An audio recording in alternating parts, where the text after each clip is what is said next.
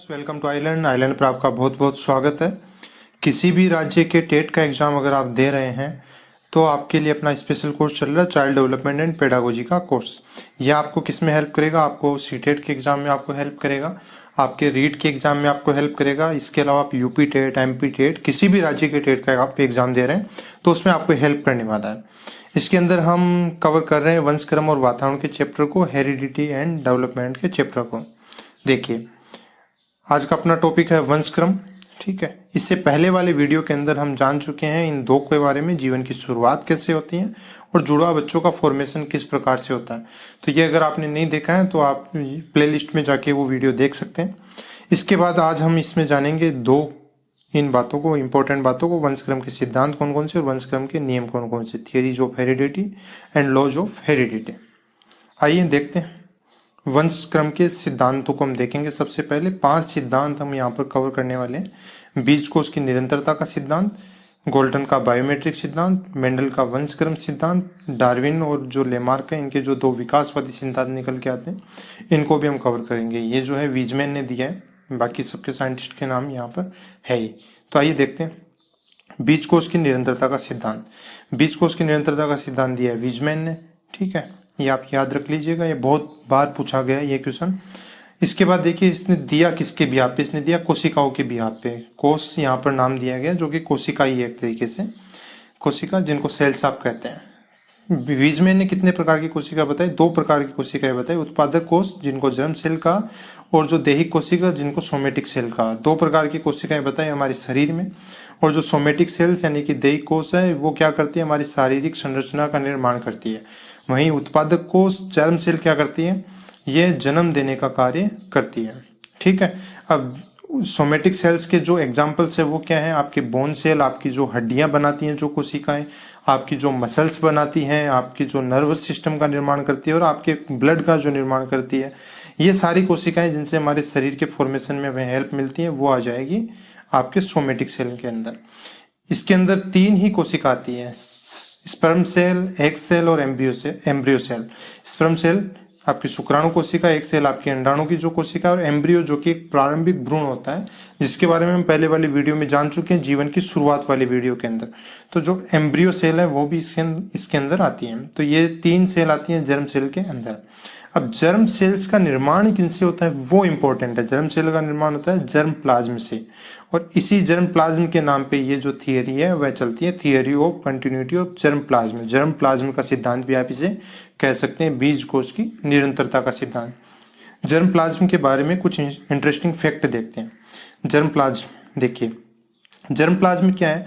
देखिए, माता पिता जो होते हैं ना अपने, वो क्या करते हैं? जर्म प्लाज्म को संरक्षण करते हैं, उसका, उनके संरक्षक होते हैं, और इसे आने वाली जनरेशन में ट्रांसफर कर लेंगे। यानी कि अपने माता पिता को उनके माता पिता से जर्म प्लाज्म मिला, और ये आने वाली जो नई जनरेशन है इसके अंदर ट्रांसफर कर देंगे। नई जनरेशन अपने से अगली जनरेशन में इसको शिफ्ट कर देगी। तो इस तरीके से जो जर्म प्लाज्म है वह निरंतर चलता रहता है। तो ये इसी के साथ इसका नाम निकल के आता है बीज कोष की निरंतरता का सिद्धांत। इसके बाद देखिए, जर्म प्लाज्म में ही वंशक्रम के गुण रहते हैं। जर्म प्लाज्म में वंशक्रम के गुण रहते हैं, और जैसे ही ये ट्रांसफर होता है ये गुण भी साथ में साथ ट्रांसफर हो जाते हैं। गुण और जो सारी विशेषताएं हैं वह इसके अंदर स्टोर रहती है जर्म प्लाज्म में, और इसके स्थानांतरण के साथ ही यह भी ट्रांसफर हो जाती है नई जनरेशन के अंदर। इसके बाद देखिए, ये ट्रांसफर होती है, इसी वजह से क्या होता है? मानव की संतान मानव है आज भी, पशु पक्षी की संतान पशु पक्षी है आज भी, है ना। तो ये जर्म प्लाज्म के ट्रांसफर की वजह से होता है, ऐसा वीजमैन ने कहा। इसके बाद वीजमैन ने एक इंपॉर्टेंट बात कही, वो ये थी कि बीच में आने वाली पीढ़ियों द्वारा सीखे गए गुण और विशेषताओं का स्थानांतरण अगली पीढ़ी में नहीं होता। एक तो चाहे से उन्होंने जो गुण और विशेषताएं सीखी हैं वो अगली पीढ़ी में नहीं जाएगी, और एक अगर उनके सोमेटिक सेल के अंदर कुछ चेंज हुआ है तो वो अगली पीढ़ी में नहीं जाएगा। देखते हैं कुछ उदाहरणों के द्वारा, देखिए हम इसको समझेंगे, है ना। तो क्या क्या है, देखिए उदाहरण देखिए। वीजमैन ने क्या किया? एक चूहा था, उसके आने वाली कई पीढ़ियों की पूंछ काटी है। पूंछ काटने का मतलब पूंछ बॉडी से रिलेट करती है, तो किस में चेंज हुआ? उसकी दैहिक कोशिका में, दैहिक कोशिका में चेंज हुआ, लेकिन जो अगली जो नई जनरेशन है उसकी पूंछ कटी हुई नहीं मिली। तो दैहिक कोशिका में कुछ चेंज नहीं हुआ, तो अगली जनरेशन पे दैहिक कोशिका के अंदर कुछ चेंज हुआ है तो अगली जनरेशन के अंदर कोई फर्क नहीं पड़ेगा। हाँ, देही कोशिका के अलावा अगर जैसे उत्पादक कोशिका जो कि जर्म सेल है उसके अंदर कुछ चेंज होता है तो वो अगली पीढ़ी को इफेक्ट करता है, लेकिन यहाँ किस में चेंज हो रहा है, केवल देही कोशिका में, तो ये अगली पीढ़ी को इफेक्ट नहीं कर रहा। अब कैंसर हो गया, कैंसर में जो देही कोशिका इफेक्ट होती है लेकिन वह आनुवांशिक तो नहीं होती, उनका ट्रांसफर तो नहीं होता। ऐसा नहीं है कि माँ बाप के कैंसर है तो बेटे के भी कैंसर होगा, ऐसा नहीं होता है। ये तो हुई देही कोशिकाओं के चेंज की बात। देही कोशिकाओं में कुछ चेंज होगा, वो अगली पीढ़ी में नहीं जा रहे। ये है व्यवहार की बात। व्यवहार के आधार पर मान लीजिए किसी ने कारपेंटर का काम सीख लिया, तो जरूरी है क्या उसका बेटा कारपेंटरी बनेगा? नहीं है ना। वो भी कब बनेगा, अगर वह उस काम को सीख लेगा तो बन जाएगा, नहीं सीखेगा तो नहीं बनेगा। इसी तरीके से ब्यूटी पार्लर में किसी माँ ने एक बाल करवा लिए घुंघराले, तो ऐसा थोड़ी है कि उसकी बेटी के बाल भी घुंघराले हुई है, ये तो जरूरी नहीं है। हो सकता है उसको भी ब्यूटी पार्लर में ही करवाने पड़े। तो ये जो है इन सब का ट्रांसफर अगली पीढ़ी के अंदर नहीं होता। दो याद रखिएगा, देही कोशिकाओं के अंदर अगर कुछ चेंज हो रहा है वह अगली पीढ़ी में नहीं जा रहा, और इसके अलावा अगर व्यवहार के द्वारा कुछ सीखा जा रहा है तो वह अगली पीढ़ी में नहीं जा रहा। किसके अनुसार? बीज कोश की निरंतरता के सिद्धांत के अनुसार। लेकिन सोचिए, अगर ऐसा होता तो मानव की शुरुआत तो आदि मानव के दौर से जब हुई, तो जब तो मानव ठीक ढंग से चल भी नहीं पाता था, अगर केवल जर्म प्लाज्म ही ट्रांसफर होता, व्यवहार के आधार पर कुछ चेंजेस जो हुए हैं या जो सीखे गए हैं अगर वो अगली पीढ़ी में ट्रांसफर नहीं होते, तो क्या मानव आज इस स्टेज तक होता? सोच कर देखिए। इन बातों का जवाब मिलेगा अपने को जब डार्विन और लेमार के सिद्धांत में अपन जाएंगे, विकासवादी सिद्धांत में। उन्होंने इस सिद्धांत का तोड़ निकाला था, वहां से अपने को इसका सॉल्यूशन मिलेगा। देखिए आगे, अभी हम देखते हैं गोल्टन का बायोमेट्रिक सिद्धांत। क्या कहता है गोल्टन का बायोमेट्रिक सिद्धांत? जिन्होंने बायोमेट्रिक के आधार पर कुछ समझाने का प्रयास किया। बताया कि 1/2 गुण है वह तो किन से आएंगे? माता पिता से, है ना। केवल गुणों की बात है, जो गुण अगली पीढ़ी में ट्रांसफर हो रहे हैं। और 1/2 में से 1/4 जो है वह माता से और 1/4 पिता से, यानी 50% आ रहे हैं, उनमें से भी 25-25 दो हिस्सों में आ रहे हैं। इसके बाद देखिए 25% यानी कि 1/4 ये किन से आ रहे हैं? ग्रैंड पेरेंट्स से, दादा दादी नाना नानी। ये देखिए, ये दादा दादी नाना नानी से प्रत्येक से 1/16 आ रहे हैं। अब इनके माता पिता से कितने आएंगे? 1/8। अब इनके माता पिता से कितने आएंगे? 1/16। इनके माता पिता से कितने आएंगे? 1/32। फिर इनके माता पिता से कितने आएंगे? 1/64। ठीक है। तो इस तरीके से ये जो सीक्वेंस है ये कंटिन्यूसली चलता रहता है, और हर जनरेशन का कोई ना कोई गुण व्यक्ति के अंदर आता है जो कि उसके पूर्वज रहे हुए हैं, है ना। और लेकिन इतना जरूर है कि जो जितनी जनरेशन जितनी करीब होगी उनके गुण उतने ज्यादा आएंगे। जैसे कि माता पिता के 50%, फिर उनसे दादा दादी नाना नानी से 25%। इस तरीके से घटते हुए क्रम के अंदर ये एक दायरा है, ये बढ़ता चलता है। ये बताया गोल्टन ने अपनी बायोमेट्रिक के आधार पर। इसके बाद आता है अपने मेंडल का वंश क्रम का सिद्धांत। इसमें से अपने को 2 नियमों के बारे में अपने को जानना है। ये नियम बहुत इंपॉर्टेंट है, प्रभाविता का नियम और पृथकता का नियम। प्रभाविता का नियम क्या है? देखिए, मेंडल ने क्या किया, मटर के पौधों के ऊपर रिसर्च किया, ये सब आपने पढ़ा होगा। तो इसने क्या लिया, एक तो लिया शुद्ध लंबा पौधा और एक लिया शुद्ध बौना पौधा। इसमें लंबेपन का गुण नहीं है और इसमें बौनेपन का गुण नहीं है। दोनों के बीच में करवाया संकरण। संकरण से जो पौधा प्राप्त हुआ वह पौधा तो लंबा निकल आया, लेकिन वह शुद्ध लंबा पौधा नहीं था, उसमें किसके गुण भी थे? बौनेपन के गुण भी थे। तो यहां से इसने क्या निष्कर्ष निकाला कि अगर 2 विरोधी लक्षणों के बीच में संयोग होगा तो केवल प्रभावी लक्षण प्रकट होगा। इन दोनों में से प्रभावी कौन? केवल लंबेपन का गुण प्रभावी है। तो पहली पीढ़ी में कौन प्रकट हो गया? लंबेपन का गुण प्रकट हो गया। लेकिन क्या यह गुण लुप्त हो गया? यह लुप्त नहीं हुआ, यह आगे प्रकट होगा, इसको आगे मौका मिलेगा। आगे कब मिलेगा? जब देखिए ये जो संकर लंबा पौधा है इसका आपस में संयोग करवाया गया।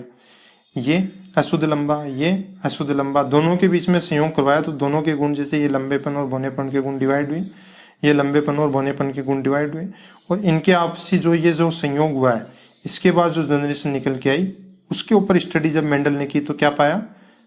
एक पौधा मिला शुद्ध लंबा, एक पौधा मिला शुद्ध बौना। ठीक है। तो ये जो बौनेपन का गुण जो यहाँ लुप्त हो गया था, कहाँ निकल के आया? यहाँ पे F2 जनरेशन के अंदर निकल के आया।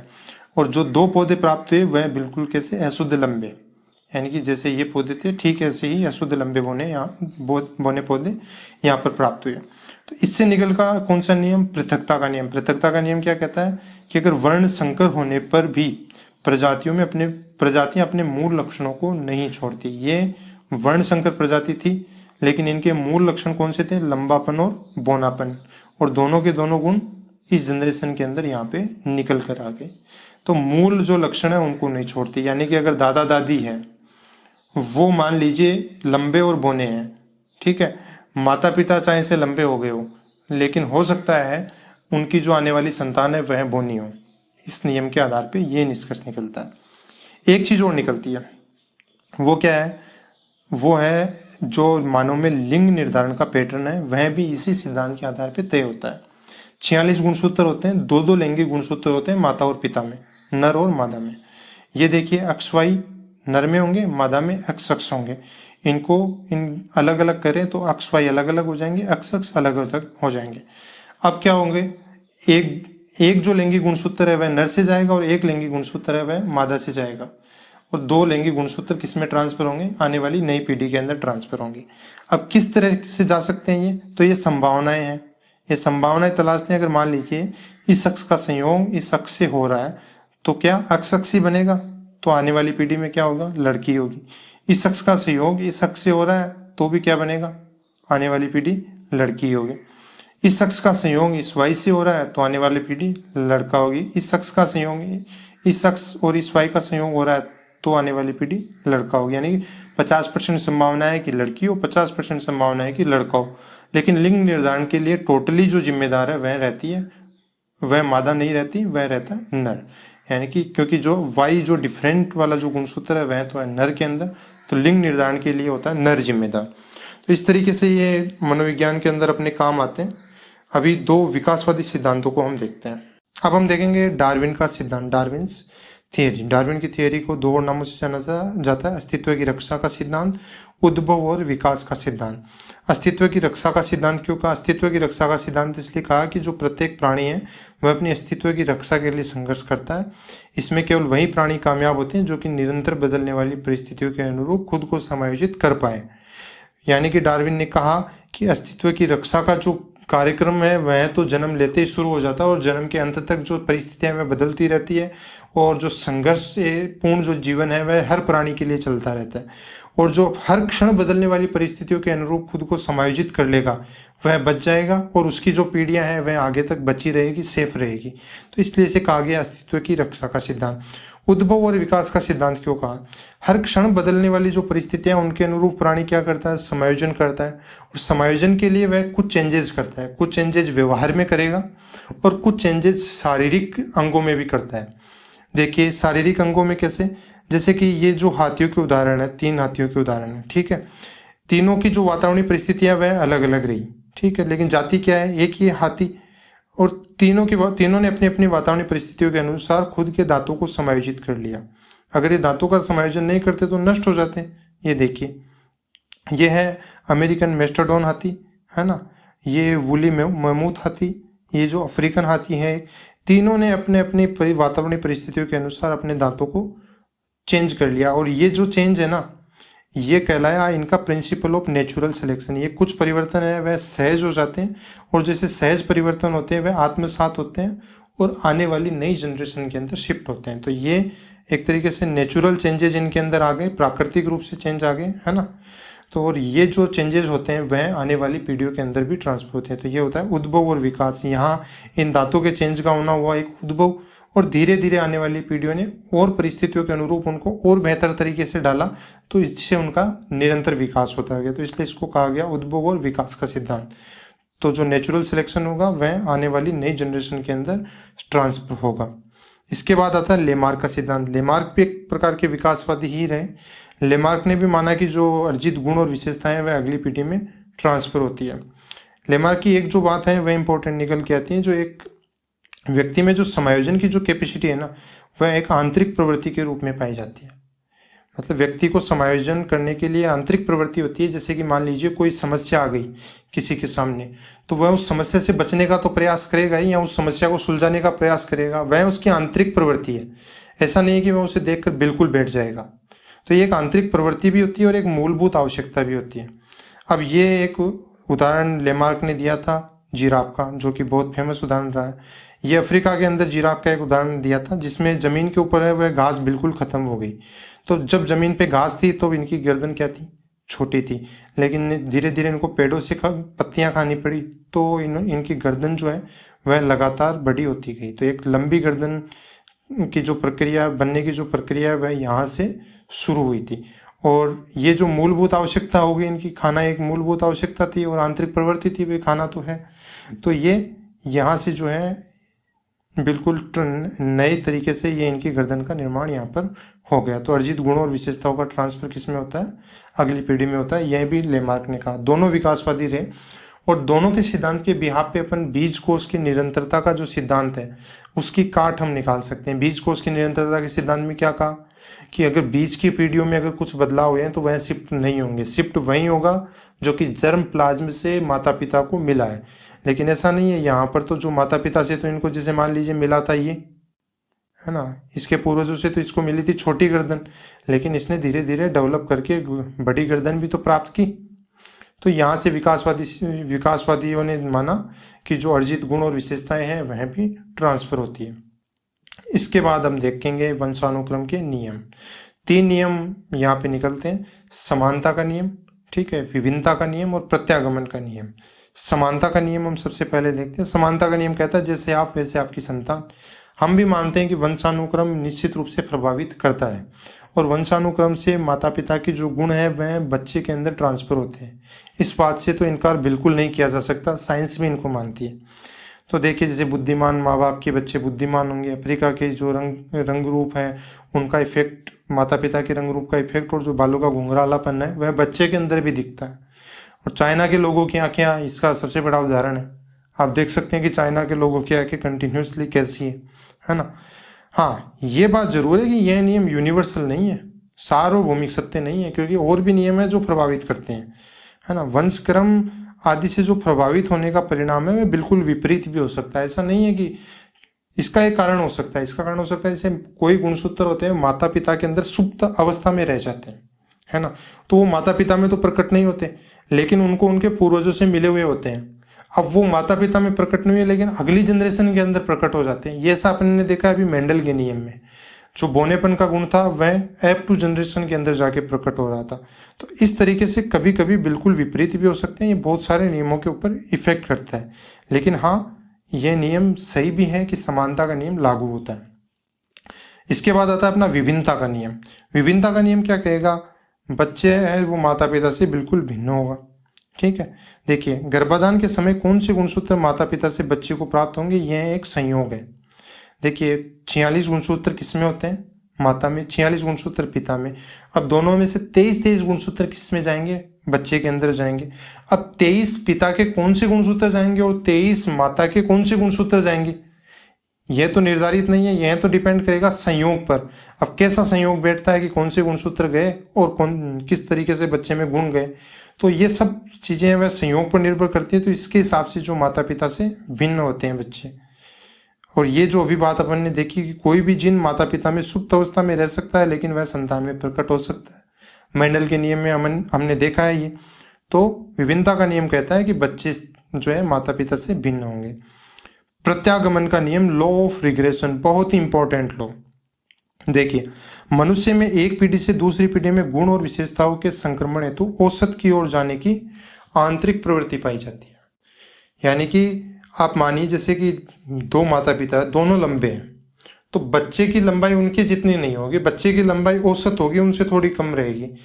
अब इससे उल्टा केस, दोनों माता और पिता दोनों बौने हैं, तो बच्चे की लंबाई क्या होगी? बच्चे की लंबाई होगी फिर भी औसत ही होगी, क्योंकि औसत की ओर जाने की प्रवृत्ति। अगर ज्यादा लंबाई है तो औसत थोड़ा कम रहेगा तो कम की ओर आएगा, और कम लंबाई है तो औसत थोड़ा सा ज्यादा रहेगा तो ज्यादा होगा।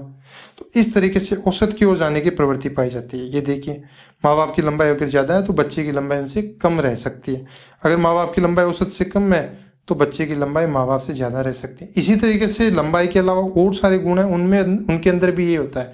जैसे कि बहुत तेज बुद्धि वाले माता पिता है तो उनके बच्चों की बुद्धि उनसे कम होगी क्योंकि वह औसत की ओर जाएंगे। और कम बुद्धि वाले माता पिता है तो उनकी जो बुद्धि है वो, उनके जो बच्चों की जो बुद्धि है वह अपने माता पिता की बुद्धि से ज्यादा होगी। तो इसका जो है एजुकेशन के अंदर बहुत बड़ा रोल आता है। इसका एजुकेशन के अंदर रोल ये आता है कि जैसे मान लीजिए आपके पास एक बच्चा आया जिसके कि माता और पिता दोनों मंद बुद्धि के हैं, है ना। तो आप उसको मंद बुद्धि का नहीं मान सकते, क्योंकि प्रत्यागमन का नियम क्या कहता है कि उसकी बुद्धि औसत की ओर जाएगी, यानी कि वह अपने माता पिता से उच्च बुद्धि का होगा, तो औसत की ओर जाएगा। ठीक है, इसलिए अपन उस बच्चे के साथ अपने को कैसा ट्रीट करना चाहिए, अपने को जो औसत बुद्धि वाला है वह ट्रीट उसके साथ करना चाहिए। इसी तरीके से जैसे विभिन्नता का नियम है, विभिन्नता का नियम अपने को एजुकेशन में कैसे हेल्प करेगा। मान लीजिए कि जैसे माता पिता है, उनका व्यवहार सही नहीं है, तो उनके व्यवहार के आधार पर अपन बच्चे का आकलन नहीं कर सकते। हो सकता है कि उनके गुण बच्चे के अंदर नहीं आए हो, तो अपने को बच्चे को कैसे ट्रीट करना चाहिए, अपने को बच्चे को ट्रीट करना चाहिए कि हाँ हो सकता है इसके अंदर गुण वैसे नहीं आए हो, तो सही बच्चे की तरह उसको ट्रीट करना चाहिए। समानता के नियम का एजुकेशन में आप किस तरीके से लोगे। समानता के नियम का एजुकेशन में आप ले सकते हो कि जैसे मान लीजिए बच्चा है, तो उसके माता पिता के आधार पे आप क्या कर पाओगे, आप उसका क्लासिफिकेशन कर पाओगे कि ठीक है इसका स्तर इस प्रकार का रहेगा, इसकी बौद्धिक क्षमता इस प्रकार की रहेगी, तो क्लासिफिकेशन में ये आपको हेल्प करेगा। तो ये तीनों नियमों का एजुकेशन के अंदर महत्व आ गया। तो इस तरीके से अपना यहाँ ये टॉपिक कंप्लीट होता है। अगर ये किसी और को भी आपको लगता है कि ये चैप्टर हेल्प कर पाएगा, तो निश्चित रूप से इसको शेयर कीजिए। चैनल के साथ जुड़े रहने के लिए बहुत बहुत शुक्रिया। सब्सक्राइब कर लीजिएगा और वीडियो पसंद आया तो लाइक जरूर कीजिए।